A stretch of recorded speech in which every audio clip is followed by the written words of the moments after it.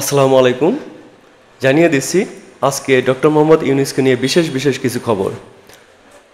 আমরা সবাই জানি শুনেছি যে আজ দুপুর 2:10 দিকে ডক্টর মোহাম্মদ ইউনূস ঢাকা আন্তর্জাতিক বিমানবন্দরে অবতরণ করেছেন। তিনি সুশীল সমাজ এবং দেশের জন্য কিছু কথা বলেছেন। দৈনিক ইত্তেফাকে ডক্টর মোহাম্মদ ইউনূসকে নিয়ে লেখা হয়েছে, মানুষের আস্থা ফেরাতে কাজ করবে নতুন সরকার। Ittefaq digital desk. হযরত শাহজালাল আন্তর্জাতিক বিমানবন্দরে সাংবাদিকদের সঙ্গে কথা বলেছেন ডক্টর মোহাম্মদ ইউনূস। বৃহস্পতিবার 8 আগস্ট দুপুর 2:45টায় শাহজালাল আন্তর্জাতিক বিমানবন্দরে সাংবাদিকদের এ কথা বলেন তিনি। এর আগে তাকে বহনকারী এমিরেটস এয়ারলাইন্সের ফ্লাইটটি আজ বৃহস্পতিবার 2:10 হযরত শাহজালাল আন্তর্জাতিক বিমানবন্দরে পৌঁছায়। এ সময় কান্নাজড়িত কণ্ঠে ডক্টর মোহাম্মদ ইউনূস বলেন, আজকে আমার আবু সাঈদের রংপুরে নিহিত বেগম রোকেয়া বিশ্ববিদ্যালয়ের শিক্ষার্থী, তার কথা খুব মনে পড়ছে। যে আবু সাঈদের কথা দেশের প্রতিটি মানুষের মনে গেঁথে আছে। এ ঘটনার মধ্যে দিয়ে দেশে দ্বিতীয় স্বাধীনতা এসেছে। দেশে কোথাও হামলা না করার আহ্বান জানিয়ে নোবেলজয়ী এই অর্থনীতিবিদ বলেন, যদি আমাকে বিশ্বাস করেন তাহলে সারা দেশে চলমান হামলা বন্ধ করেন, তা না হলে আমার এখানে প্রয়োজন নেই। ডক্টর মোহাম্মদ ইউনূস বলেন, পুনর্জন্মে যে বাংলাদেশ পেলাম সে বাংলাদেশ যেন পূর্ণতা পায়, এই স্বাধীনতার সুফল সবার ঘরে ঘরে পৌঁছে দিতে হবে। এ সময় তিনি তরুণ সমাজকে ধন্যবাদ জানান। তিনি বলেন, তরুণ সমাজ যেন নিজেদের মতো করে দেশটা সাজাতে পারে। ডক্টর মোহাম্মদ ইউনূসের নেতৃত্বে অন্তর্বর্তীকালীন সরকার আজ বৃহস্পতিবার শপথ নিতে যাচ্ছে। এদিকে রাত 8:30টায় শপথ অনুষ্ঠানের কথা রয়েছে। অলিম্পিক কমিটির আমন্ত্রণে বিশেষ অতিথি হিসেবে ফ্রান্সের প্যারিসে গিয়েছিলেন ডক্টর ইউনূস। সেখানে তিনি চিকিৎসা নিয়েছেন, তার ছোট্ট একটি অস্ত্রোপচার হয়েছে, এরপর দেশে ফিরেছেন। বৈষম্য বিরোধী ছাত্র আন্দোলনের মুখে গত সোমবার প্রধানমন্ত্রীর পদ থেকে পদত্যাগ করে দেশ ত্যাগ করেন শেখ হাসিনা। পদত্যাগের পর দেশ পরিচালনার জন্য অন্তর্বর্তীকালীন সরকার গঠনের প্রক্রিয়া শুরু হয়।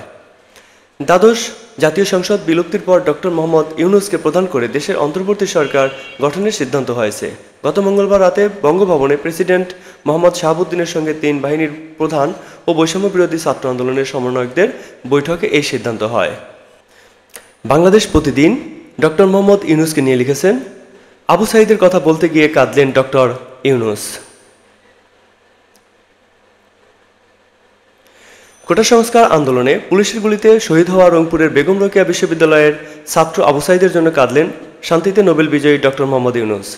বৃহস্পতিবার দেশে ফিরে বিমানবন্দরে সাংবাদিকদের সঙ্গে কথা আলাপকালে তিনি আবু সাঈদকে স্মরণ করেন। বক্তব্যের শুরুতেই তিনি বলেন, যে বিপ্লবের মাধ্যমে বাংলাদেশ আজকে নতুন বিজয় দিবস সৃষ্টি করলো, সেটাকে সামনে রেখে এবং আরও মজবুত করে আমাদেরকে সামনে এগিয়ে যেতে হবে। যে তরুণ সমাজ এটা সম্ভব করেছে তাদের প্রতি আমার সব প্রশংসা এবং কৃতজ্ঞতা জানাচ্ছি। তরুণদের মাধ্যমে যে নতুন দেশ পেলাম, সেই বাংলাদেশ যেন দ্রুত গতিতে এগিয়ে চলতে পারে, এটাই আমাদের শপথ, সেটাই আমরা রক্ষা করতে চাই। তিনি বলেন, আজকে আবু সাঈদের কথা মনে পড়ছে আমাদের। যে আবু সাঈদের ছবি বাংলাদেশের প্রতিটি মানুষের মনে গেঁথে আছে, এটা কেউ ভুলতে পারবে না। কি অবিশ্বাস্য সাহসী যুবক, বন্দুকের সামনে দাঁড়িয়ে আছে। তারপর থেকে কোনো যুবক যুবতী হার মানেনি, তারা সামনে এগিয়ে গেছে। এই স্বাধীনতা আমাদের রক্ষা করতে হবে। এর সুফল প্রতিটি মানুষের ঘরে ঘরে পৌঁছে দিতে হবে, তা না হলে এর কোনো দাম নেই। তরুণদের উদ্দেশ্যে ডক্টর ইউনূস বলেন, এই দেশ তোমাদের হাতে, তোমরা এই দেশকে তোমাদের মতো করে গড়ে তুলবে। তোমরা যখন দেশকে স্বাধীন করছো, তখন তোমাদের মনের মতো করে গড়তেও পারবে। তোমাদের দেখে সারা দুনিয়া শিখবে। দৈনিক জনকণ্ঠ লিখেছে, ভরসা রাখেন, দেশে কারো উপর কোনো হামলা হবে না, ডক্টর ইউনূস।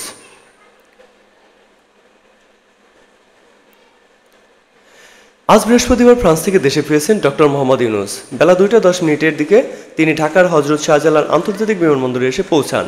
দেশে ফিরে বিমানবন্দরে সাংবাদিক সম্মেলন করেন তিনি।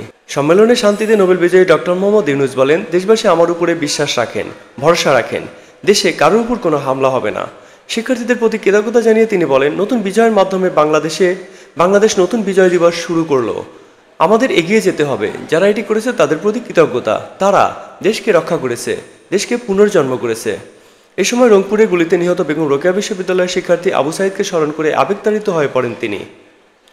ডক্টর ইউনূসকে স্বাগত জানিয়ে 3 বাহিনীর প্রধান, বৈষম্য বিরোধী ছাত্র আন্দোলনের সমন্বয়ক নাহিদ ইসলাম, আসিফ মাহমুদ, সার্জিস আলম, হাসনাত আবদুল্লাহ সহ অন্যান্য সমন্বয়করা। এছাড়া ঢাকা বিশ্ববিদ্যালয় আইনের অধ্যাপক আসিফ নজরুল, নির্বাচন পর্যবেক্ষণকারী ও ব্রতির প্রধান নির্বাহী কর্মকর্তা শারমিন মুর্শিদ ও সুশীল সমাজের প্রতিনিধিরাও স্বাগত জানিয়েছেন।